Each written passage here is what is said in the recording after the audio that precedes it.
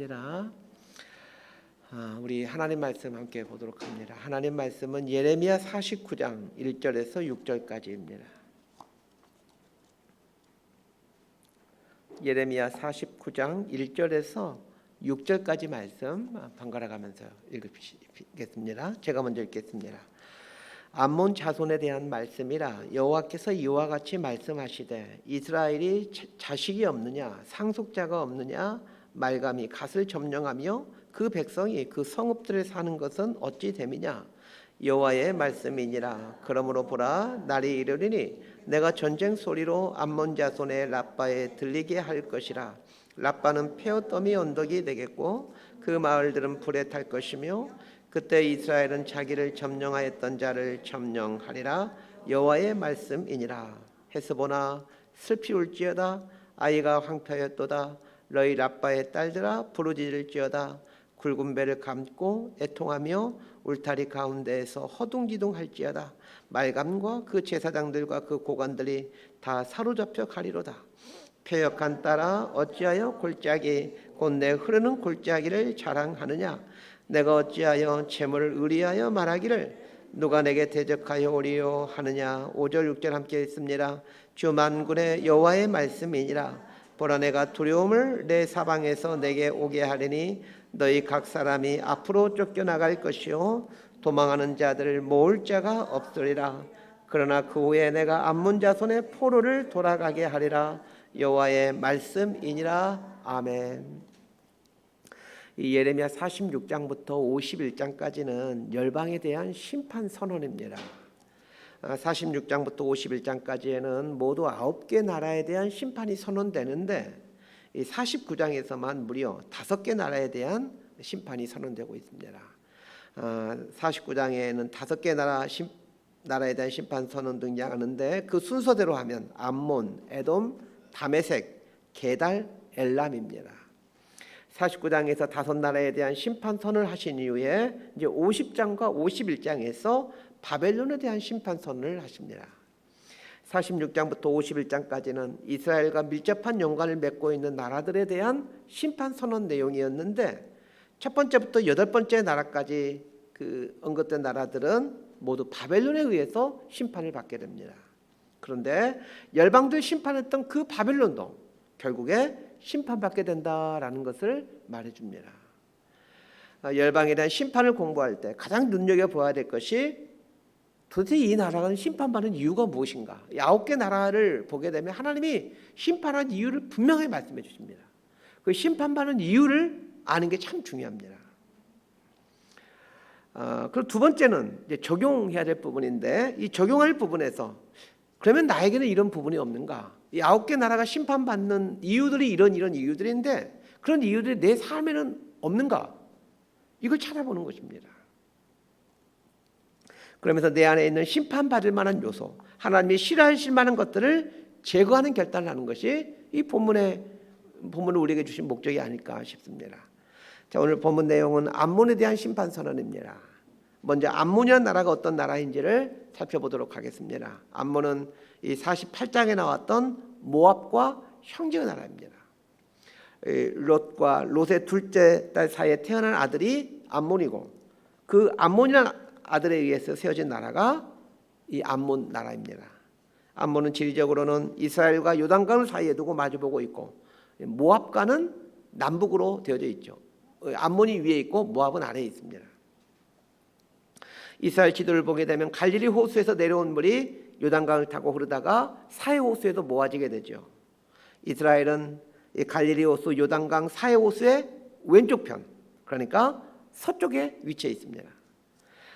반면에 암몬은 이스라엘과는 요단강 사이에 두고 마주보고 있는 나라인데 지금으로 하면은 이제 요르단이 그 요단강 오른편에 있는 나라이죠. 그래서 이 암몬은 지금의 요르단과 같은 나라이다라고 생각하시면 됩니다. 이 암몬과 관련해서 또 하나 알아야 될 것은 이 암몬의 지형적인 특징입니다. 암몬의 국경은 북쪽으로는 야복강이 흐르고 있고 서쪽으로는 또 요단강이 흐르고 있고 동쪽으로는 아라비아 사막이 펼쳐져 있습니다. 남쪽으로는 형제지간인 모압과 경계를 이루고 있기에 암몬은 지형적으로 봤을 때 천혜의 요새라고 할 수 있습니다. 북쪽에 있는 야복강이 적군을 막아주고 있고 동쪽에는 아라비아 사막이 가로막고 있어서 외적이 침입하기가 쉽지 않습니다. 48장에서 모압에 대해서 배웠는데 모압도 지리적으로 아주 좋은 여건을 갖고 있다라고 말씀드렸습니다. 모압과 마찬가지로 암몬도 이런 지리적인 이점 때문에 오랜 세월 동안 안정과 풍요를 누리며 살게 됩니다. 또 하나 알아야 될 것은 이스라엘 백성들이 출애굽할 때부터 이스라엘과 이 모압은 아주 밀접한 연관을 맺게 되는데 오랜 세월 동안 이스라엘과 적대 관계에 있었다는 것입니다. 자, 이 정도로 이제 배경 설명, 암몬에 대한 배경 설명을 마치고 오늘 본문 속으로 한번 들어가 보십시다.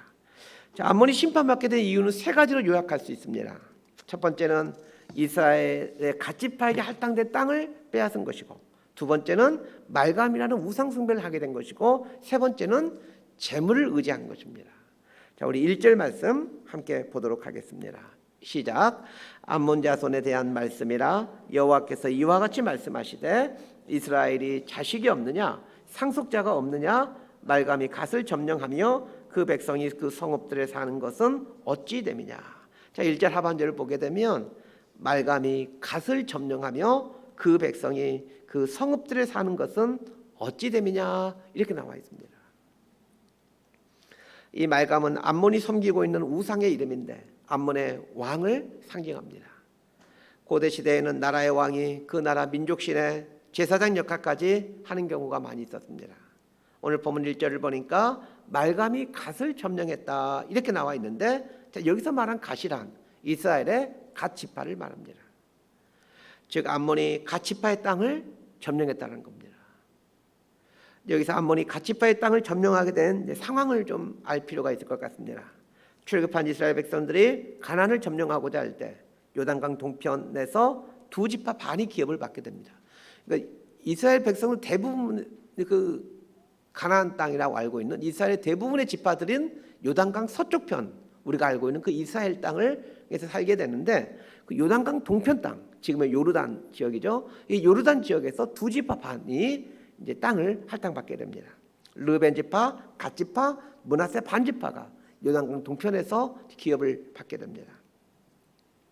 여호수아 시대부터 요단강 동편 땅에는 르벤 지파, 갓 지파, 므낫세 반 지파가 살고 있다가 BC 722년에 아수르에 의해서 그 북이스라엘이 멸망당하게 되죠. 당연히 요단강 동편에 있던 르벤 지파, 갓 지파, 므낫세 반 지파도 이제 아수르에 이게 이제 무너지게 되면서 아수르 포로로 잡혀가 아수르로 이제 포로로 끌려가게 됩니다. 이때 암몬이 갓 지파가 차지하고 있었던 그 땅들을 차지하게 됩니다. 그래서 오늘 본문 1절 하반절을 보면 말감이 갓을 점령하며 그 백성이 그 성읍들을 사는 것은 어찌 됨이냐 이렇게 말하고 있는데, 이것은 암몬이 갓 족속에게 할당된 땅을 차지하고 있는 것에 대해서 하나님께서 지금 화가 나 있다는 상태입니다. 화가 나 있다는 그런 표현이죠. 자신의 것이 아닌 것에 대해 욕심을 부리고 있고 다른 사람의 것을 빼앗는 삶에 대해 하나님이 싫어하시고 그것을 심판하십니다. 자, 이 부분을 이제 우리 삶에 적용해야 되겠죠. 하나님께서 암몬의 이러한 성질, 남의 것을, 남의 땅을 빼앗는 것에 대해서 심판하신다는 것을 이제 우리의 삶으로 가져와서 좀 생각해 보자는 것입니다. 우리 직장생활 하시는 분들은 아마 그런 경험들 많이 있을 겁니다. 직장생활을 하다 보면 아랫사람이 열심히 고생해가지고 어떤 큰 성과를 이루게 되면 그 윗사람이 그거를 마치 자기가 한 것처럼 빼앗는 경우들이 적지 않게 있습니다. 아랫사람이 수고해서 이룬 성과를 나의 성과라고 포장하는 그런 직장인들이 적지 않게 있습니다. 부모님이 물려준 유산과 관련해서도 한번 생각해 봤으면 합니다. 부모님의 재산을 내 것이라고 당연하게 여기며 혹시 욕심 부린 적은 없으십니까? 마땅히 형제들에게 돌아갈 몫을 주지 않고 내 몫을 더 챙기기 위해 욕심을 부린 적은 없으십니까? 우리 목회자들은 다른 목사님의 설교를 가져다가 그대로 사용하는 적은 없으십니까? 어떤 노력 없이 내 것이 아닌데 마치 내 것인 양 사용하고 있는 경우들이 우리 삶 속에서는 비일비재하게 일어나고 있습니다.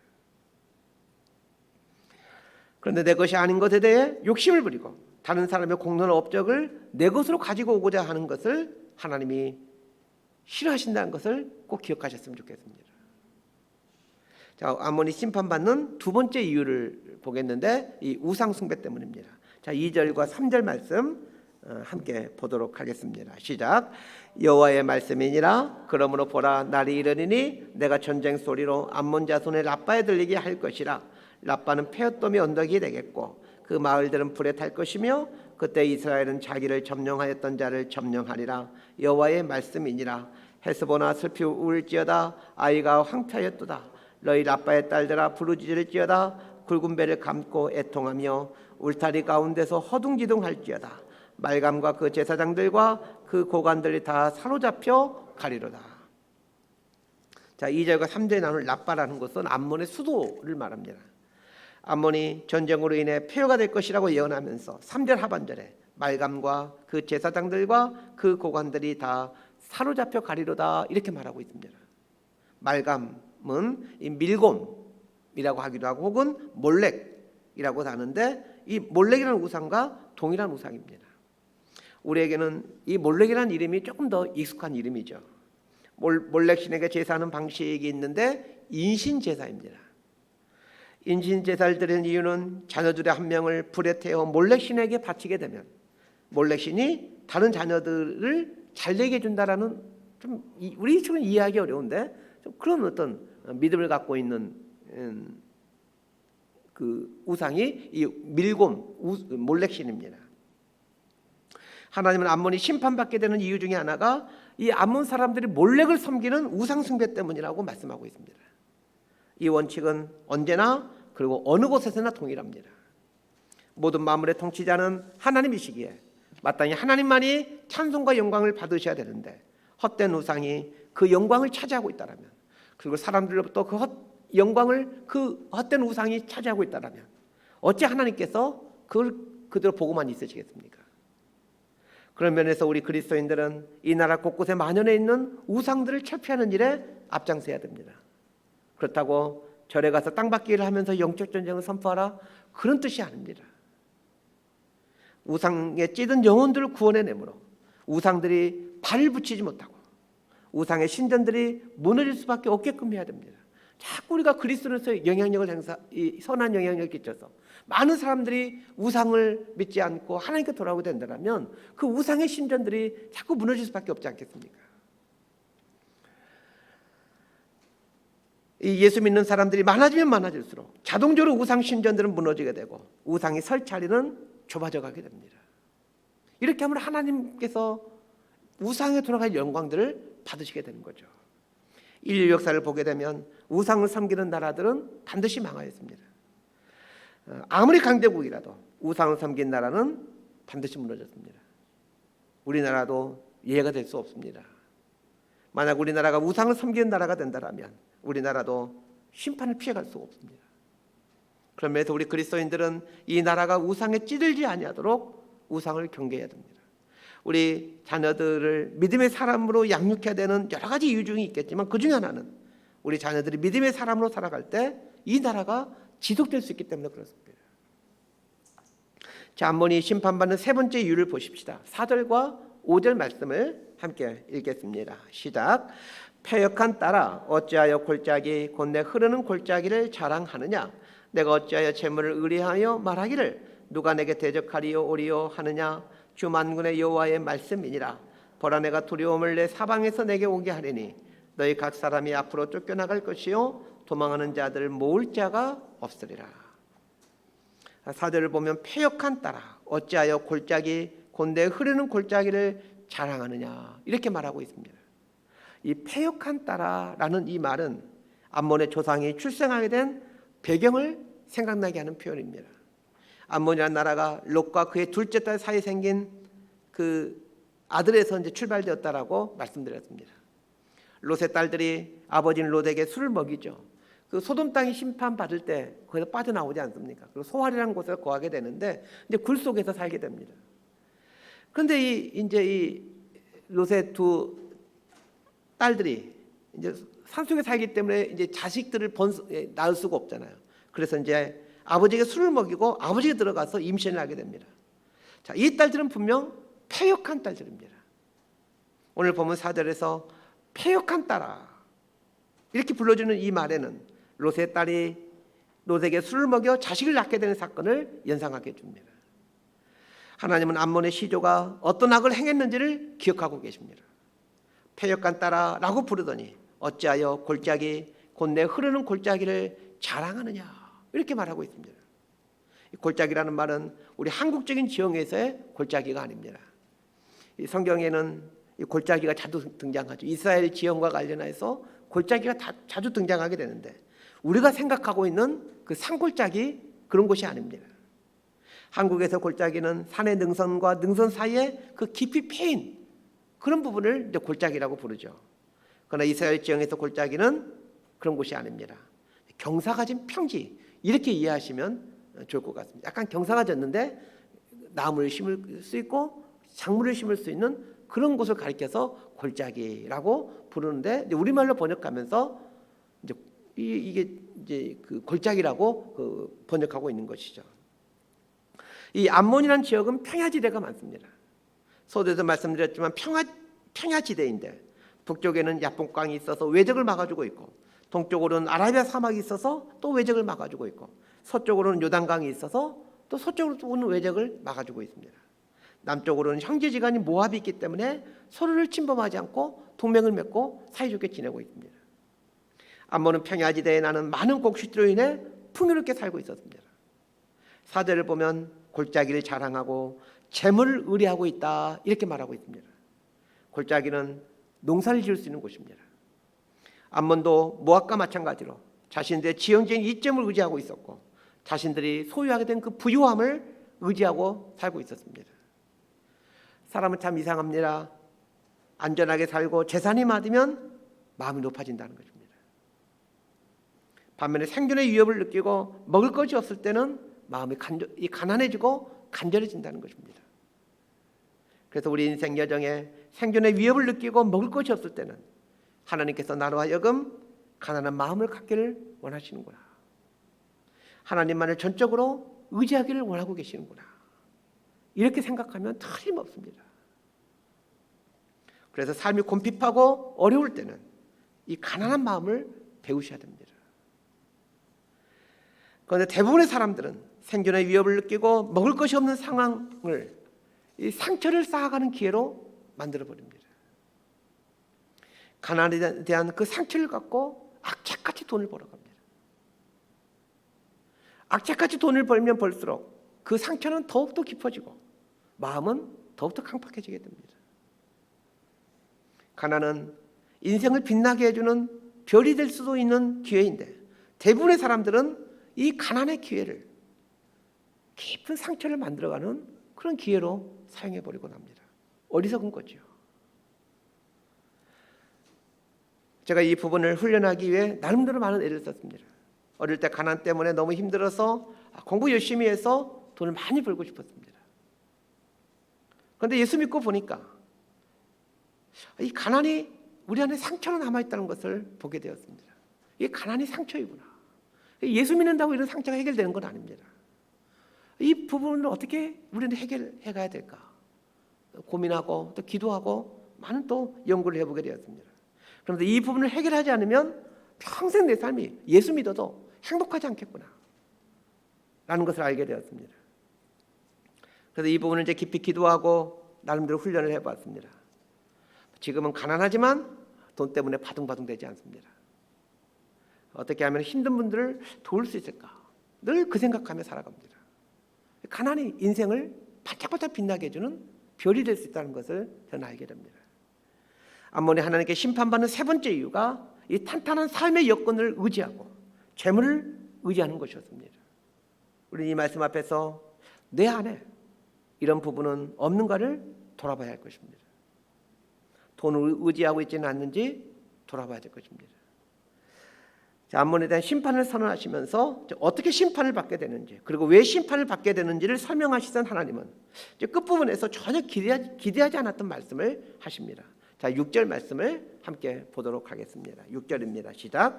그러나 그 후에 내가 암몬 자손의 포로를 돌아가게 하리라 여호와의 말씀이니라. 이 암몬에 대한 심판이 있겠지만 하나님은 그러나라는 말씀을 하시므로 암몬을 회복시킬 것이라는 말씀을 하십니다.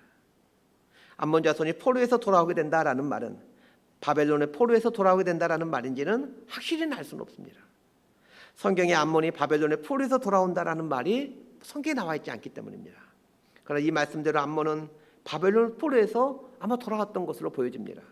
오늘날 이 요르단이라는 나라가 있는 걸 보게 되면 암몬 자손도 이 바벨론의 포로에서 돌아와서 지금까지 그 명맥을 유지하고 있음이 아마 분명한 것 같습니다. 만약 이 구절이 바벨론의 포로에서 돌아온다는 것을 의미하지 않는다면 예수 그리스도를 통해서 하나님의 백성으로 돌아오게 된다라는 아주 먼 미래적인 사건을 말해주는 그런 말이 될 것입니다. 자, 어떤 형태로든지 하나님은 암몬을 회복시켜 가십니다. 하나님은 이스라엘만 구원하시는 분이 아니라 모든 민족과 열방을 구원하시기를 원하십니다. 그래서 우리는 이런 구절을 보면서 열방을 사랑하시는 하나님을 보아야 됩니다.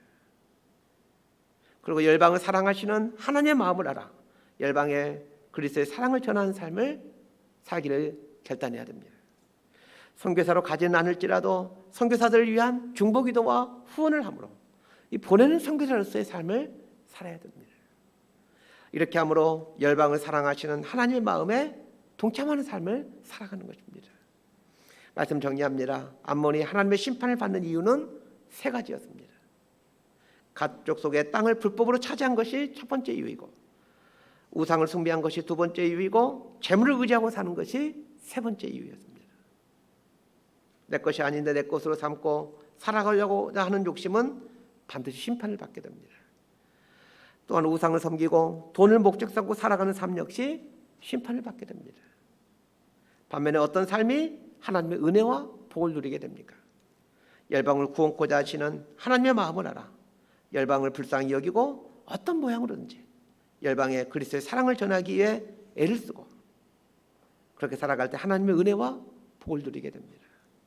하나님의 마음을 알아 이 하나님의 복을 누리며 살아가게 되는 저와 여러분의 삶이 되기를 진심으로 소망하고 축복합니다. 기도하겠습니다. 하나님 아버지, 나에게 주어진 것으로 만족하는